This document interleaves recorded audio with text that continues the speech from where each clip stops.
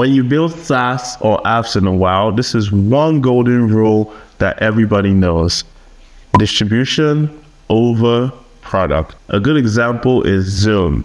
Skype existed, Google Meet existed, but during the pandemic, Zoom just took off because it distributed to a whole bunch of people who was their first time doing regular video calls, first time working remotely. Zoom targeted these people. They made the software very available. They made this going on Zoom in actual terms. So the product is not fantastic. As a UX designer, UX developer, I do not like that product. It's not my personal bias, but they won on distribution.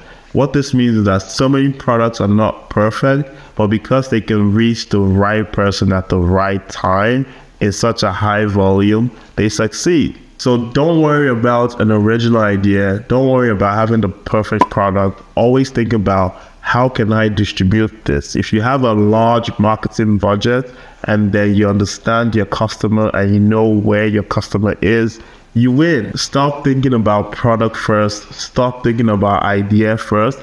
Yes, I do share ideas. People say execution is everything. What that really means is that distribution is everything. What you always want to ask is, where is my ideal customer and how can I reach them? Those two questions are more important than what fonts to use, what stack to use. Where are my ideal customers? How can I reach them? And when they start coming in, they're going to help you build the product. So don't build the product first and wait for customers to come. Have a pain point and then start talking to people with this pain point and build together. Distribution wins over product.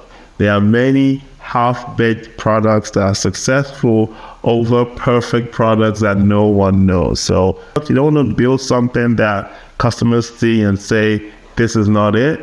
But at the same time, you always want to ask yourself, where are my customers? How do I reach them? What problem am I solving? So I hope you learned something from this video. Everyone with a successful SaaS understand this, but people that start building do not understand this. Distribution over product.